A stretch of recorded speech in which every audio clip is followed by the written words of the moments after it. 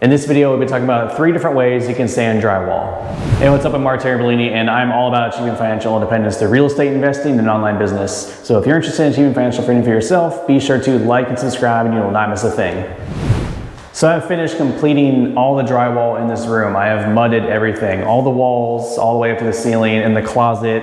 Everything has been layered in 2 coats of mud. I did 1 layer and I did a light sand over any areas that were kind of sticking up higher, any like thick areas of mud buildup. Sanded those down so they're a little bit smoother. And then went over it with another coat over everything. It took a while, over like a week doing it in the evenings.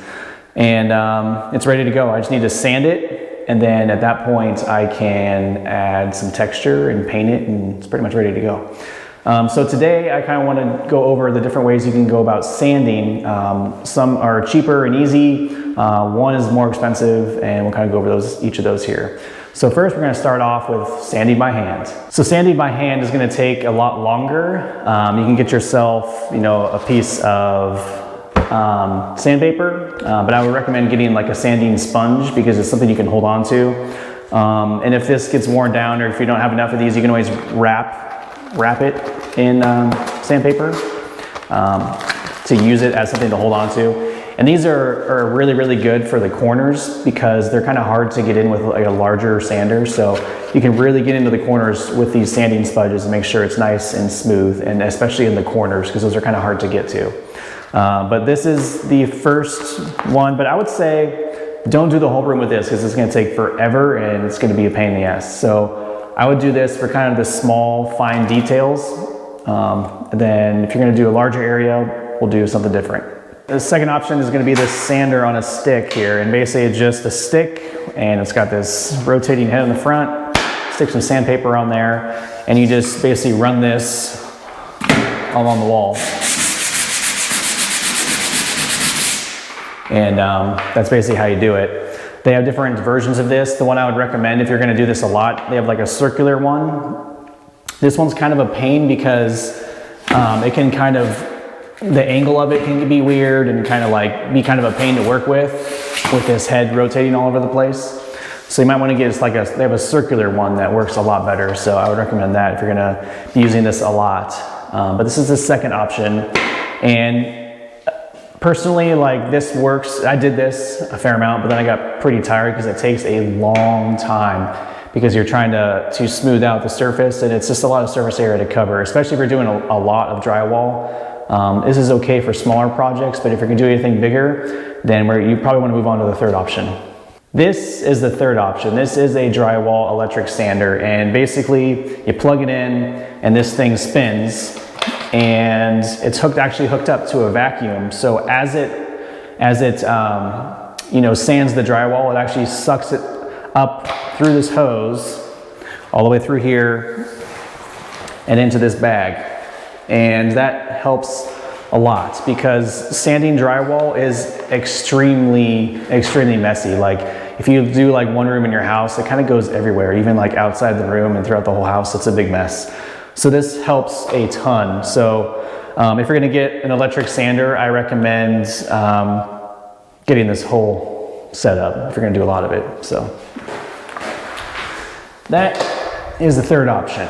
Also, one additional option I wanted to mention here is to get just like a hand sander. This one, you just get some sandpaper, you attach it on there, plug it in, and instead of having to do things like by hand, this makes it take seconds. It makes it way easier. So the combination of all of these, I use all of them. I use the large one, like the vacuum one. I use that for most of the surface area, most of the hard work, and it makes it go a lot faster. It's hard work, it's heavy to lift, especially over an extended period of time, and especially the ceiling. It's a workout. But I do that for most everything. And then I'll go back over some spots with this if there's anything I can't really get to as easily with that one. And then I move on to the pole sander and then a little bit of hand sanding in some small spots. So that's what I would recommend if you're sanding drywall. But there's a few additional things I want to mention here you might want to get. First off, you're going to want to protect your lungs because drywall sanding, like the fine particles, it's not good to breathe. You do not want to breathe it. And so you definitely want to get a respirator And make sure to also get extra filters, because when you're looking up and you're sanding, you know, there's gonna be particles falling down, and eventually they're gonna get on your mask and they're gonna basically cake it in drywall sand. So you want to switch out the filters so you're not breathing through a bunch of, you know, stuff built up on the filter in here. So, you know, sand for a while and then check your filter, make sure it's still good. And if it's not, switch it out with an extra filter and keep going, because you do not want to breathe it. So that's the mask. And you can also do like the paper ones, but they're not going to work as well, like the KN95s or whatever they sell. It's better than nothing, don't get me wrong. Those are better, but the full-on respirator is going to be better. Also, you're going to want some glasses of some kinds, because when you're looking up and you're sanding, all those particles are falling down. You don't want it going in your eyes because it's not pleasant. So that's that. And one more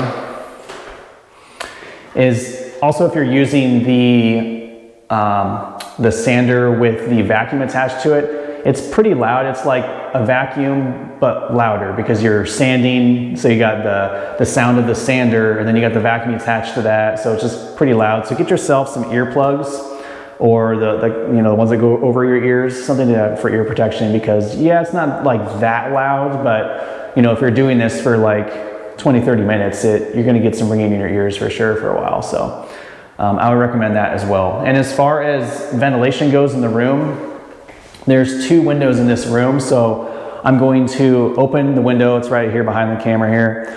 Open this window and open this window, and I'm going to turn the fan on, pointing out. And so that way, all of fresh air coming in, kind of sucked in from the fan here. So it'll help, like any dust that's kind of like lingering in the air, it's going to get sucked out through this window.